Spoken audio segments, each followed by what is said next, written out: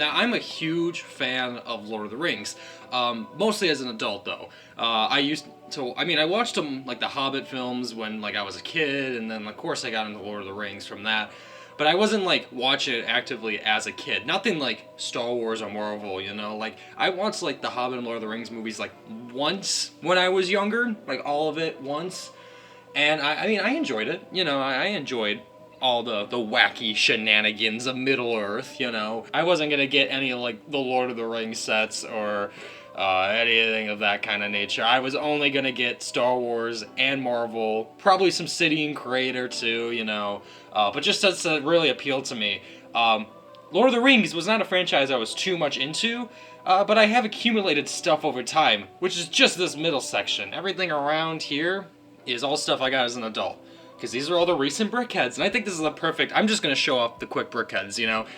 The Gimli and Legolas BrickHead right here that just came out actually a couple months ago is pretty solid. It's pretty good. I love it. Actually, the Gimli is probably one of my favorite BrickHeads, honestly. Just, like, the way the, like, his helmet, like, just... The detail on it is so good. I love, like, what they did with the beard. I love, like, he gave him a little axe and stuff. Like, and he's shorter, too. Like, But, I mean, he's taller than Frodo and Gollum.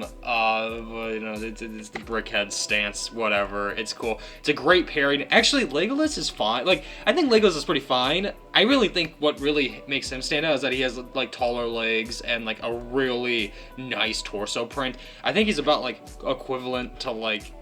I think he's still shorter than, like, the Avatar one, but, like, it's still pretty cool. The Frodo and Gollum BrickHead as well, and, you know, these are nice, too. I do think these are, like, the lesser of the 4 BrickHead packs that we've gotten. I don't have Aragorn and Erdwin. Say Erdwin? Oh, God. It's still nice. This was the cheaper one, too. This was $15 because Gollum is so much smaller, and, I mean... It's just some, like, weird little fleshy dude guy at that point. But Frodo definitely makes up with it. You get the one ring in there. You get the nice, like, elvish sword here. A nice little print there. I think this is still a pretty solid pack. Though, to be honest, when they got announced, when the BrickHeads got announced, these were the two. Like, these were the two that I was absolutely going to get day one. And I actually did. Because getting the Balrog and Gandalf... BrickHeads, I just kind of know they're going to go crazy up in price. I'm not going to sell these, by the way. But B... It's kind of like the best kind of pack to get. For $20, you get 2 beefy BrickHeads, honestly. And you get the Balrog for the first time in LEGO, too. And I think that's kind of worth it on its own. And then Gandalf is just so solid on his own, too, with his sword. He doesn't have, like, any print, surprisingly. But I think that makes up for like, just honestly all the detail with his little hat and hair. You know, oh, no, someone's going to...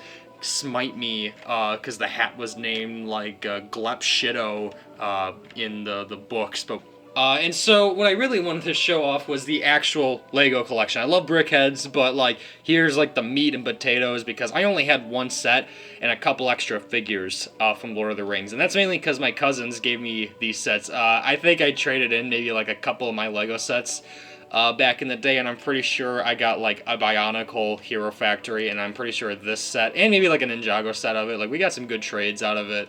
But honestly, it was kind of interesting, right? I think we're just gonna go with the Lester. I don't know this one's name. This is one of the Hobbit characters, one of the Hobbit dwarves. Like he looks familiar. He does. I don't know all their names. That's just indicative of the films. But hey, I have one. So I also have the Martin Freeman character. His name is Bilbo. He has the One Ring. Honestly, he's probably one of my like favorite characters out of this whole kind of little collection. Honestly, I think I just really like it. Like he has a really unique hairstyle, and honestly, his like print for his torso. I don't think we're ever gonna get like a Hobbit set, to be honest, ever again. They're just gonna stick with Lord of the Rings. We might get a Hobbit set, but for the time being, I'm kind of glad to have just this version of Bilbo right now. I'm pretty sure this is a Rohan soldier. I think I just had him for like the longest time. I'm pretty sure the head's not accurate though. Yeah, it's not an accurate head. However, I have the rest of like his prints and stuff, and I was like, oh, I had him. I totally forgot. He was just like in the bottom of my minifigure bin, and I kind of was like looking around. I was like, oh, these parts actually go to a Lord of the Rings character, so I'm just gonna put them together. So this is the only set that I actually truly have, this like Wizards Duel set. And I'm actually pretty sure before the new Mordor set that just came out in June, I feel like this was the only like reference that we ever had to Sauron. We had like the Eye of Sauron like piece right here, so I thought it was pretty unique to actually own that still. So I thought that was pretty cool. But I do own a Saruman and Gandalf figure. And you know what? Honestly, this is a pretty solid little set. I think it was like $15 back in the day, but I'm also missing a couple pieces. I'm missing one of the yellow lights up here. I might be missing a couple pieces underneath. So, but I most of it is intact, and I have both figures. So I'm pretty fortunate to just kind of have both figures and most of the pieces. It kind of has just like Saruman's kind of like throne here, and you could just kind of put him on his throne right there. Gandalf's like, Saruman the fool, Saruman the stupid, Saruman the stinky. No! You could recreate your favorite moments from all the films, and I'm really happy that I could do that. So I basically just accumulated this from like cousins and trades from like when I was a kid, and this is just what I was kind of like left with. I think as a kid, I just wasn't excited to see those sets on shelves because, you know, 2013 and 14 was really good Star Wars years, and so I didn't have a need to get any of these sets. And now I kind of look back, I'm like, well, I was never going to get them back in the day, but if I could, I probably would pick up a couple more if I could. I probably would have picked up this set easily back in the day, so I'm glad I do own this.